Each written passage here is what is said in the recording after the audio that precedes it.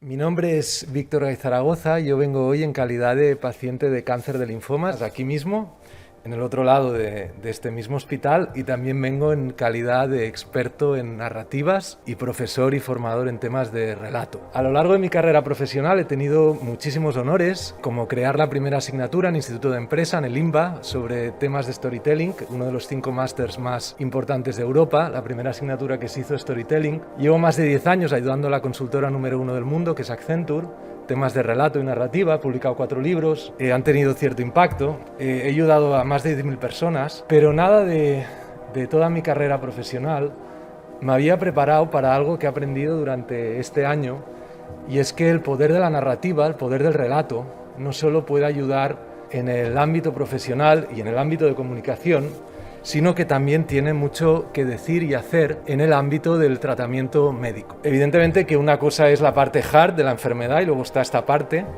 una parte que te puede ayudar a transitar mejor, a dotar de un sentido tu experiencia y a enfrentarte a esta enfermedad, una enfermedad muy indigna, pero de una manera más digna. Pero bueno, no me quiero adelantar, ¿vale? Presentaré datos cuantitativos basados en investigaciones científicas que se han hecho en Estados Unidos, datos más basados en mi propia experiencia, y a partir de aquí pues presentaré una serie de hipótesis para que vosotras mismas y vosotros pues podáis juzgar y sacar vuestras propias conclusiones.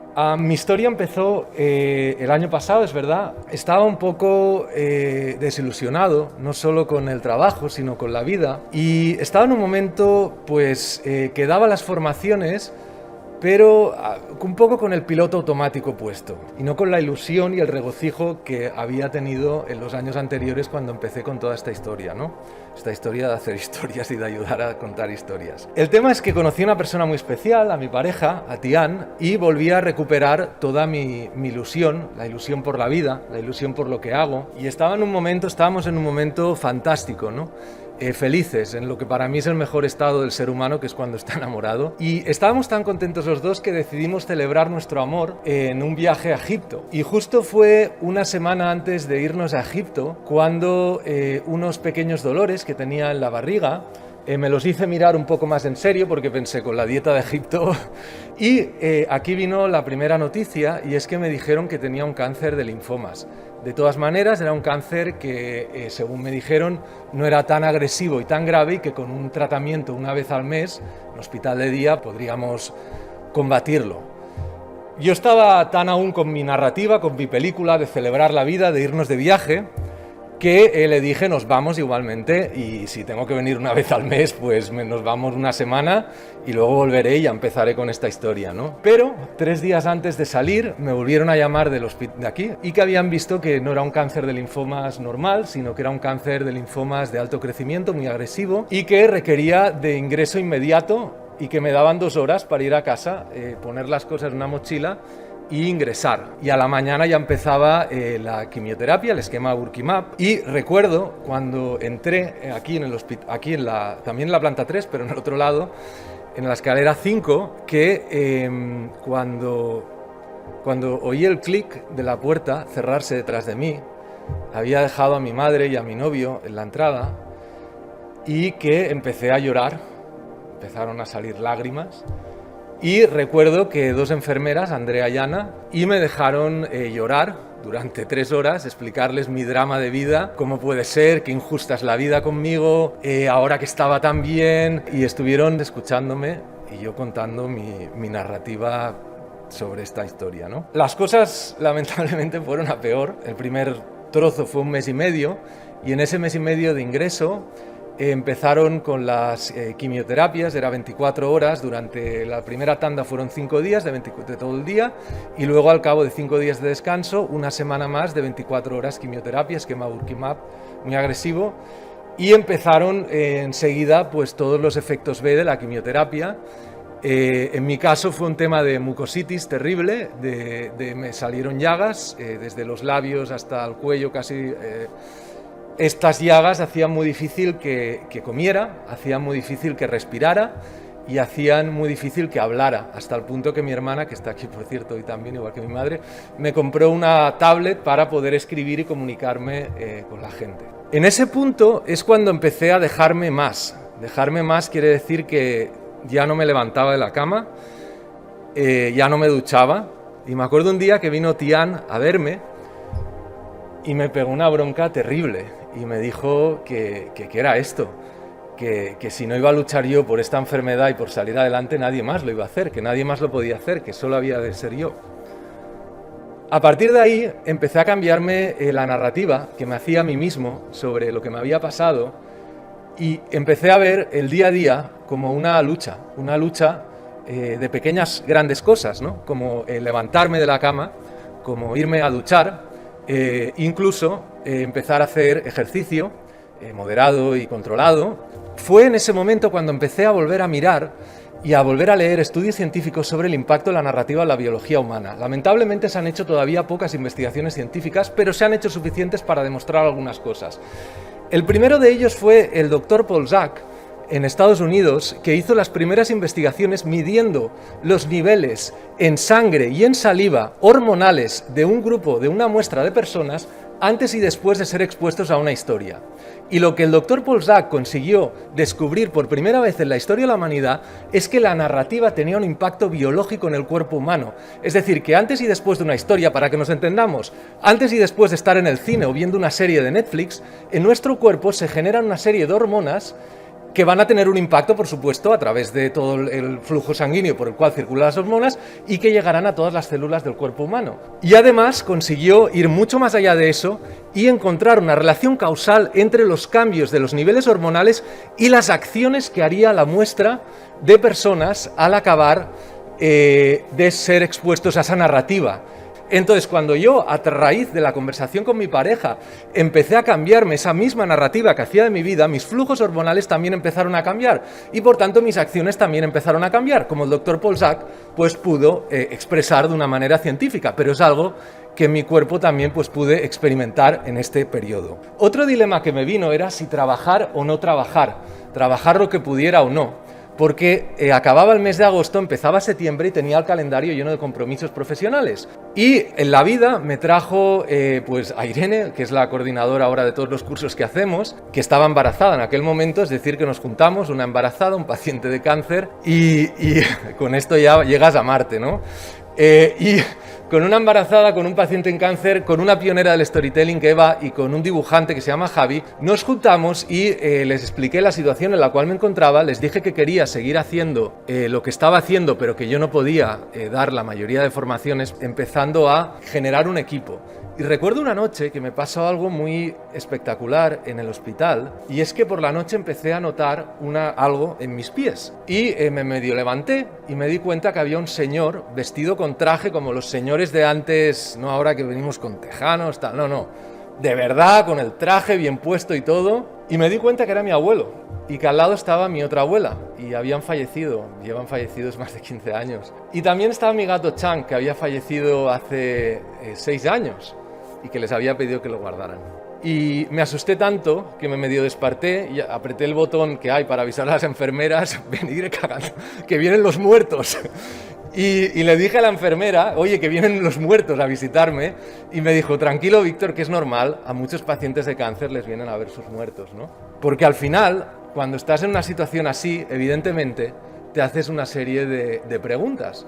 Porque no es que tengas miedo a morir, es que la muerte te echa su aliento en la cara. Y ese aliento te hace cuestionarte una serie de cosas, ¿no? Y es por qué la vida quiere que sigas vivo, por qué se han dado una serie de casualidades en las cuales hay que incluir, por supuesto, a todo el equipo del Hospital Clínico de Barcelona para poder detectarme la enfermedad a tiempo y poder curarla. ¿Por qué pasan toda esta serie de cosas para que pueda seguir vivo?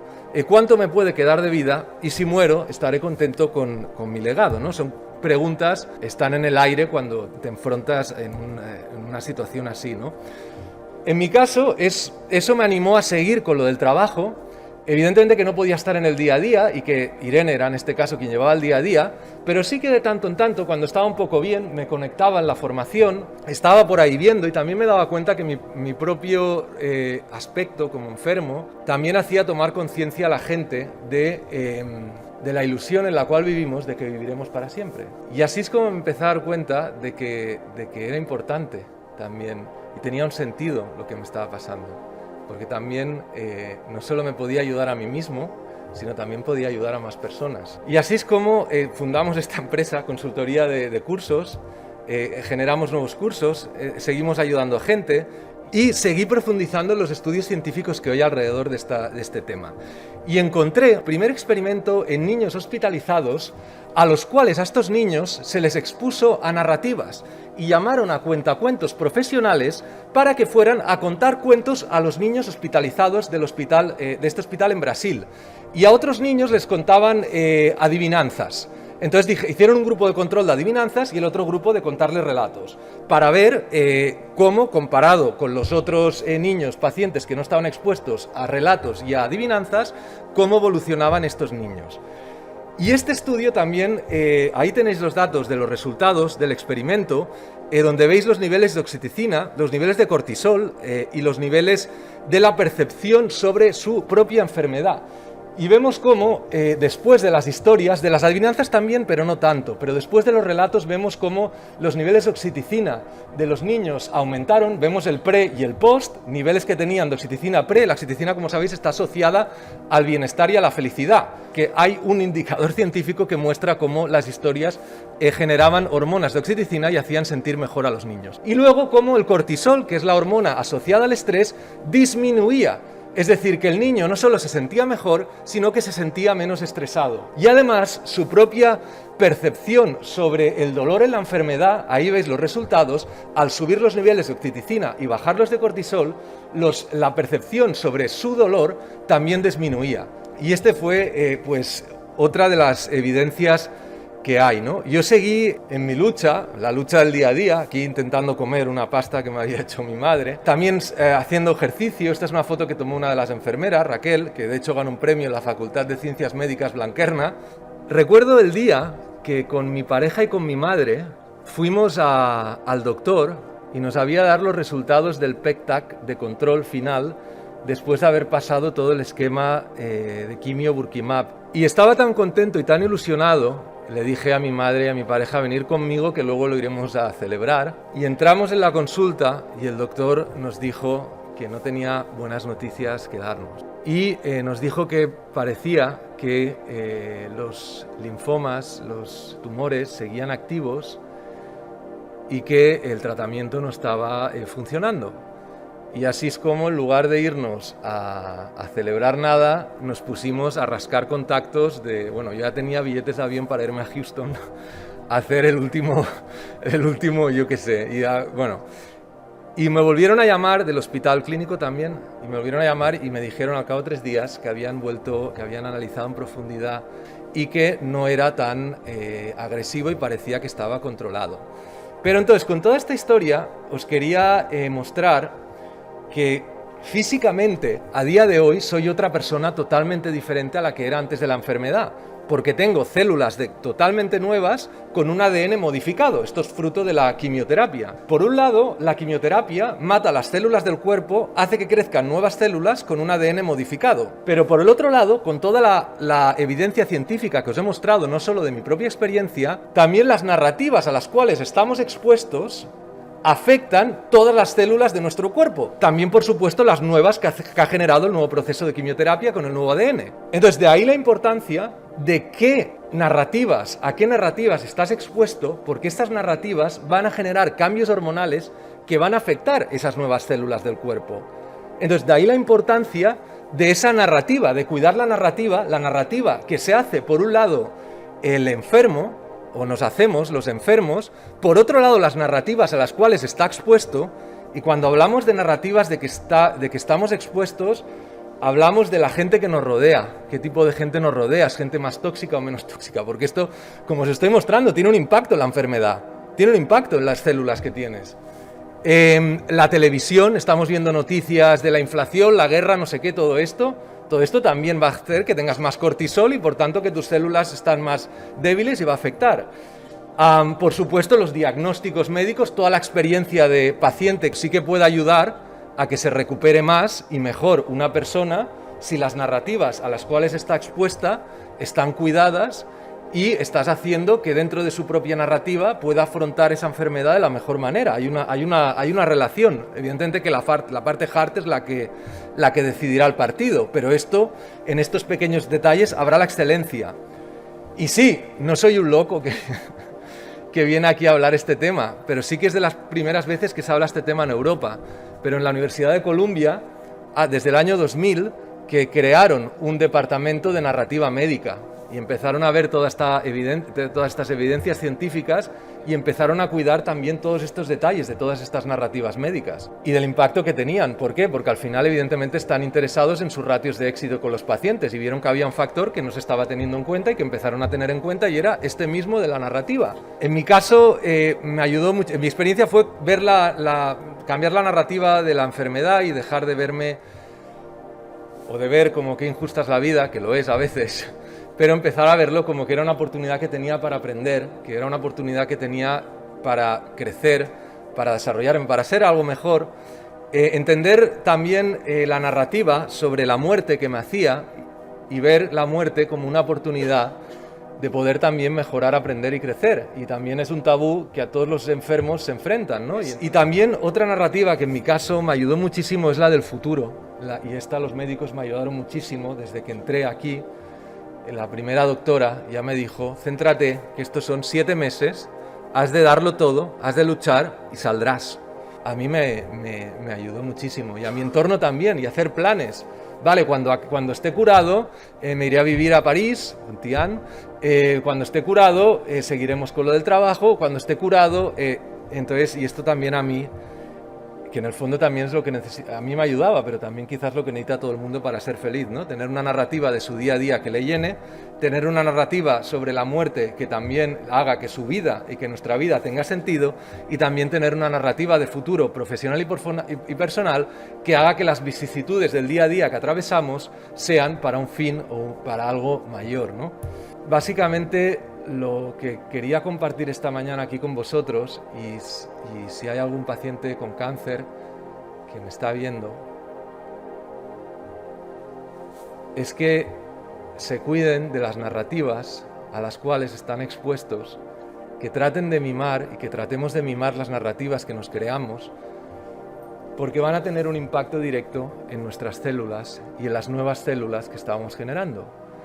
Y también pues abrir y dejaros la semilla a vosotros, profesionales de la comunicación en el sector hospitalario, que el trabajo que hacéis es aún más importante de lo que creéis, porque al final, con cada comunicación que recibe un paciente, desde los vídeos que nos habéis mostrado, desde las historias de Andalucía, de la Virgen del Rocío, también lo he visto todo eso, todos esos impactos, por supuesto en el clínico, pues toda la labor que hacéis desde comunicación, todos estos impactos narrativos van a empezar a generar en el paciente, a construir una narrativa propia, una narrativa de cómo enfrentarse con la enfermedad, y todo esto va a tener un impacto en los ratios de éxito de los doctores cuidando y salvando vidas, ¿no? Y para eso estamos aquí.